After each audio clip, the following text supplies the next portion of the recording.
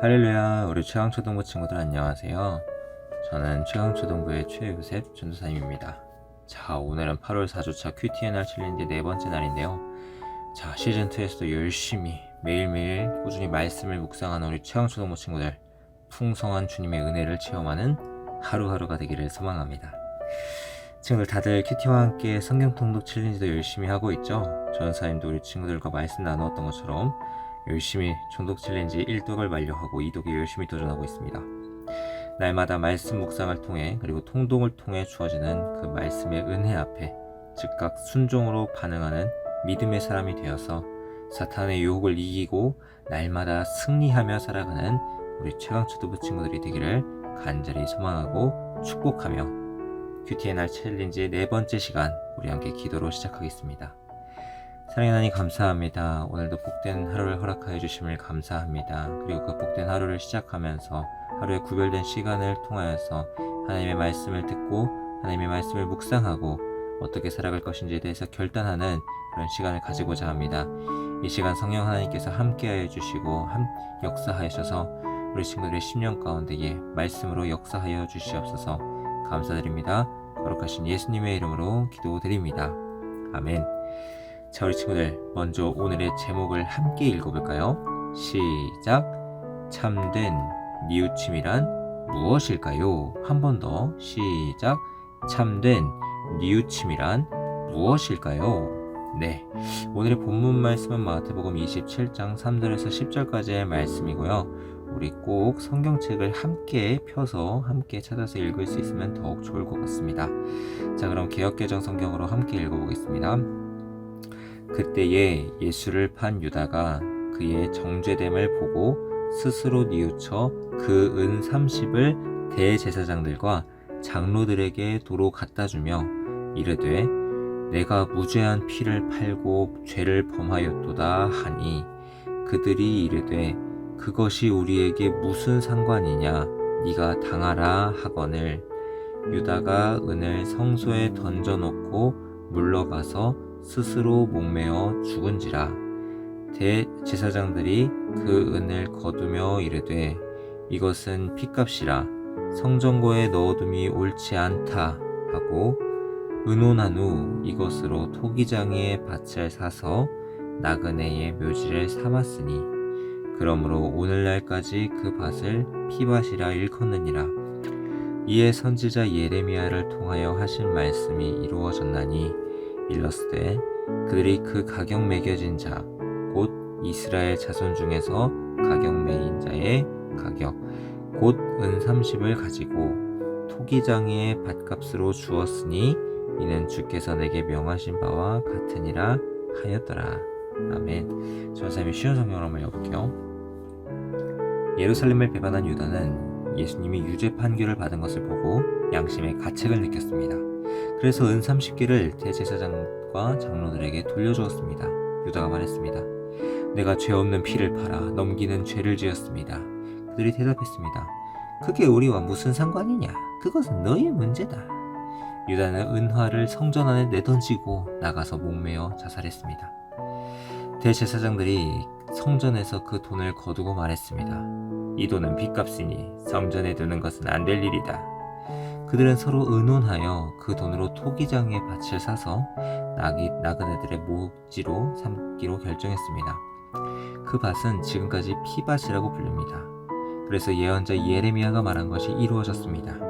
그들이 은화 30개, 즉 이스라엘 사람들이 몸값이라고 정한 값을 받았다. 그리고 토기장의 밭을 샀는데 밭값으로 그 돈을 주었다. 이것은 주께서 내게 지시하신 그대로이다. 아멘. 자, 이 시간은 생각 퀴즈의 시간입니다. 지난 시간까지 예수님께서는 가룟 유다의 배신으로 인해서 대제사장들과 장로들에게 포박당한 채 가야바의 집으로 끌려갑니다. 그곳에서 예수님은 조롱과 멸시, 천대를 받으시며 신문 받으십니다. 무고한 예수님을 죽이기로 작정한 대제사장과 서기관 그리고 장로들은 온갖 권모술수와 계략으로 예수님을 모함하고 예수님을 정죄하며 빌라도 총독에게로 끌고 갑니다. 자, 오늘 유다는 이 모습을 바로 앞에서 그리고 곁에서 지켜보다가 고통스러워하며 그 자리를 떠납니다. 죄가 없으심에도 불구하고 비참하고 처절하게 정죄당하시는 이 예수님의 모습을 보며 유다의 마음에는 괴롭고 고통스러운 마음과 죄책감이 떠오르기 시작했습니다. 탐심과 욕심 그리고 욕망으로 인해서 그릇된 욕망으로 인해 예수님을 배반하고 은30에 넘겨준 자신의 죄악된 그 자화상을 마주하게 된 유다. 그의 반응은 무엇이었을까요?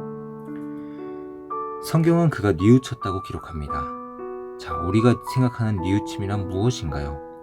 자신의 잘못에 대해 후회하고 반성하는 것, 이것이 바로 사전이 정의하는 뉘우침입니다. 성경적 의미에서 근심하고 후회하는 이 모습은, 이 뉘우침은 결국 회개로 이어져야 합니다. 그러나 오늘 유다의 모습은 어떤가요? 그는 자신의 행동을 후회합니다.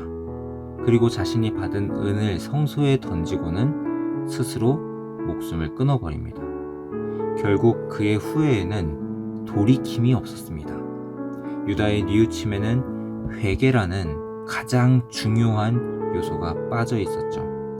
그래서 그는 자신의 죄악된 모습을 직면했을 때 하나님께로 나아가지 않았습니다. 결국 그의 선택은 이 상황에서 도망치는 것이었죠. 죄악감, 그 죄책감에 사무쳐서 괴로울 때, 이 상황을 해결할 실마리가 보이지 않을 때 나는 어떤 선택을 하나요? 예수님을 믿지 않는 세상 사람들은 자신의 힘으로 문제를 해결하려 고군분투하거나 그 문제로부터 회피하면서 도망치곤 합니다. 그렇게 문제 앞에서 종종 좌절하고 종종 절망하는 모습을 우리는 보게 되지요. 오늘 유다도 그런 사람 중 한 사람이었습니다.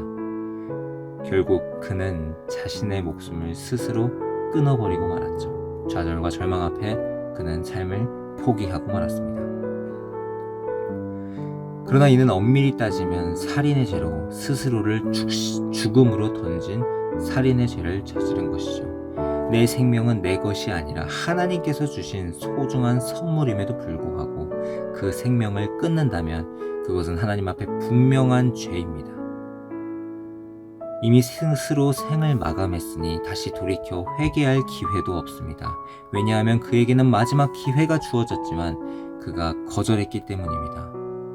그 마지막 기회가 무엇이었을까요? 그것은 바로 유다의 마음에 뉘우침의 마음이 들었을 때였습니다.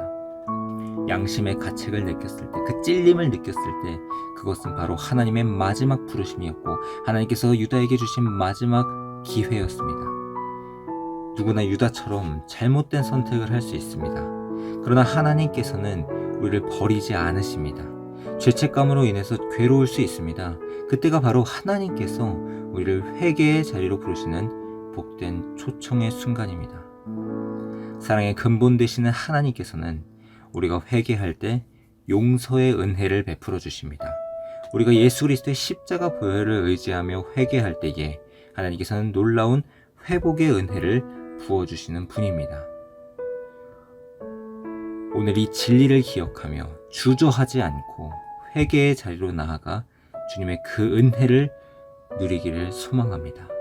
하나님의 뜻대로 근심하며 뉘우치고 돌이켜 회개할 때에 부어주시는 그 주님의 용서와 회복, 참 평안과 기쁨을 누리며 살아가길 간절히 소망합니다.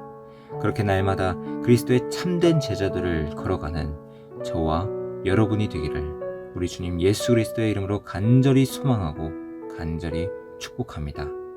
아멘. 이 시간에는 관찰 퀴즈의 시간입니다. 앞에 화면을 보면서 함께 풀어봤으면 좋겠는데요. 유다는 대제사장들과 장로들에게 무엇을 돌려주려 했을까요? 네, 3절 말씀처럼 은 30개를 돌려주려 합니다. 그러나 그들은 네 것은 네가 감당해라, 네 죄악은 네가 감당해라 라고 얘기하며 유다를 외면하고 맙니다. 두 번째 문제입니다. 대제사장들은 유다로부터 돌려받은 돈으로 무엇을 만들었나요? 그림 속 빈칸을 함께 채워볼게요. 자, 무슨 묘지입니다. 벌써 대답이 있는데 7절 말씀에 보면은 정답이 나옵니다. 누구의 무엇이죠? 네, 나그네의 묘지입니다. 잘 맞췄습니다. 이제는 결심 퀴즈의 시간입니다. 최근에 잘못된 선택을 한 경험을 적고 회개하기로 결심할 수 있으면 좋겠습니다. 우리 친구들도 오늘 말씀을 따라서 부모님께서 조언하실 때 짜증낸 거, 다른 친구를 흉보는 자리에서 함께 흉본 거, 이런 것뿐만이 아니에요. 우리에게는 여러 가지 죄악들이 있어요. 컨닝하는 것, 거짓말하는 것, 보지 말아야 할 것, 듣지 말아야 할 것을 보는 것. 우리에게는 여러 가지 죄악들이 있습니다. 거짓말뿐만 아니라 부모님의 말씀에 불순종하는 것에 대해서도 그것도 하나님 보시기엔 죄악이고, 누군가를 미워하는 것, 누군가를 속으로 욕하는 것, 그것 또한 하나님 보시기에 죄악입니다. 우리가 유다와 같은 길을 걸어갈 것인가요? 아니면 베드로와 같은 길을 걸어갈 것인가요? 우리에게는, 모두에게는 기회가 있습니다. 우리에게 회개의 기회가 주어졌을 때에 그 기회를 붙잡고 예수님의 제자로서 예수님의 뜻을 따라서, 예수님의 뜻은 무엇이죠? 예수님의 십자가 보혈을 의지하면서 회개하는 것, 그것이 바로 예수님께서 우리에게 주시고자 하는 참 진리이고 예수님께서 십자가에 친히 못 박혀 돌아가신 이유입니다. 그렇게 날마다 예수 그리스도의 십자가 보혈의 능력을 믿고 간절히 기도하며 회개하며 그 가운데 부어주시는 참 평안을 누리면서 날마다 승리하며 살아가는 저와 우리 최강초등부 친구들이 되기를 우리 주님 예수 그리스도의 이름으로 간절히 소망하고 축복합니다. 자, 그럼 이제 기도로 오늘의 큐티 프렌즈를 마치도록 하겠습니다. 함께 기도하겠습니다. 하나님의 뜻대로 하는 근심은 후회할 것이 없는 구원에 이르게 하는 회개를 이루는 것이요, 세상 근심은 사망을 이루는 것이니라. 아멘. 사랑의 하나님, 오늘도 귀한 말씀과 함께 하루를 시작하게 하여 주심에 감사드립니다.